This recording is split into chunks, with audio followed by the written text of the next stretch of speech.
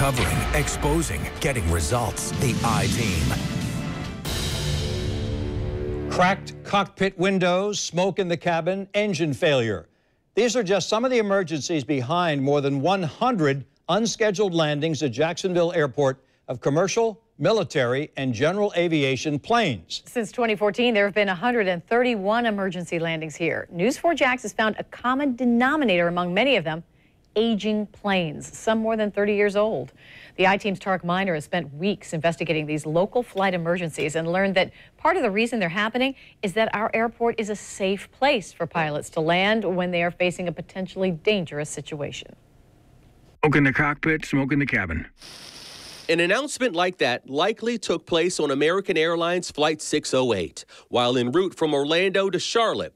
The pilot forced to divert to Jacksonville. You could smell a little bit of an electrical burn, and other than that, the pilot and the flight attendants did a great job.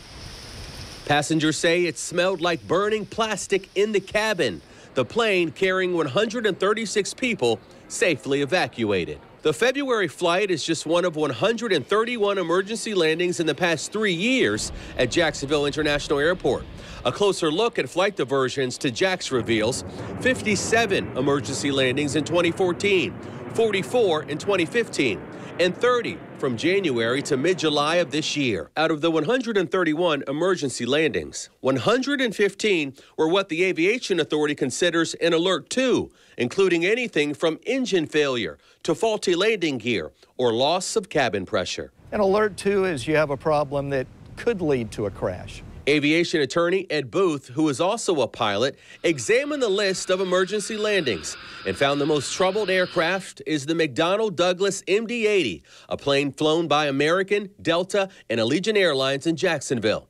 And he says most of these planes are several decades old. The airplanes involved were older equipment being operated by the airlines that are old enough to start having reliability problems.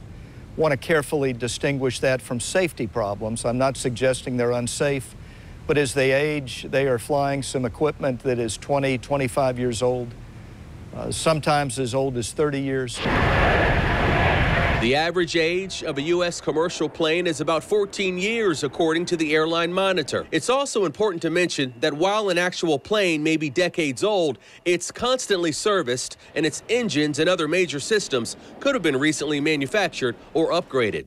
So what's the average age of the airline that you fly? According to airfleets.net, JetBlue's planes on average are 8.7 years old. American Airlines, 10.9 years old. Southwest Airlines, 12.3 years old. United, 13.8 years old. Followed by Delta Airlines, 17 years old. And planes with Allegiant Airlines have an average age of 21.6 years old. When you hear these airlines that are offering these incredible deals, it's likely because they purchased an older airline to fly you in.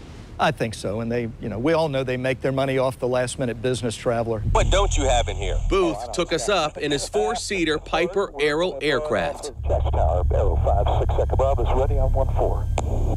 Arrow 56 Echo Bravo, JAX Tower, runway 14, clear for takeoff. Explaining other reasons why Jacksonville's airport is one of the best in the region for pilots who are faced with an in-flight emergency. Here's a good view of it. Look at that airport. That's JAX International. No obstructions, completely clear for miles around. If you're going to have to put an airplane, a crippled airplane in, that's a wonderful place to do it, and there's nothing like it nearby. Booth says JAX has extremely long runways and clear approaches, a world-class rescue department, along with the Air National Guard stationed on site, providing pilots with all the support they could need. In the mind of a pilot, if you're over Jacksonville Airport and you have an issue, you're kind of happy that you're over Jacksonville Airport? Absolutely. It's 10,000-foot runway, good crash fire rescue services. We now have a hospital down the street that's opening soon, and so you've got everything you would ever need for an emergency. We even have U.S. Customs here. Our investigation also found a number of Air National Guard F-15 pilots landing with an emergency. Out of the 131 emergency landings here, 34 involved F-15s. F-15 pilots reported problems like fire in the cockpit, flight control issues, hydraulic and brake issues. According to the commander of the Air National Guard, the first F-15 flight was in 1972. The aircraft is aging as well and may soon be phased out. The F-15s behind me here are about 35 years old on average. And so how long they will last and how long the Air Force is willing to sustain the weapon system is really unknown at this point.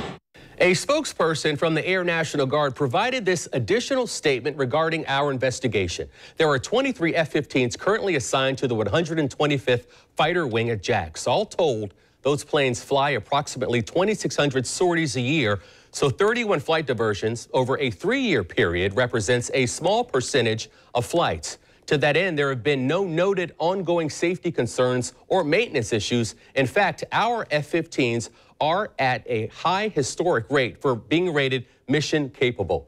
Now, the Florida National Guard is now making a push to Jacksonville's political and business leaders to bring a new advanced jet fighter to Jacksonville, the F-35, which could result in the phase out of the F-15. Tarek, were you able to find a connection between the age of the aircraft and the number of emergency landings nationally? Well, statistics do not show that, but our aviation expert that we flew with, Ed Booth, says that you'd be more likely to have an emergency landing in an older aircraft versus a newer one. And Key West and Virginia are also both competing to get those F-35s. That is correct. Thank you, Tarek.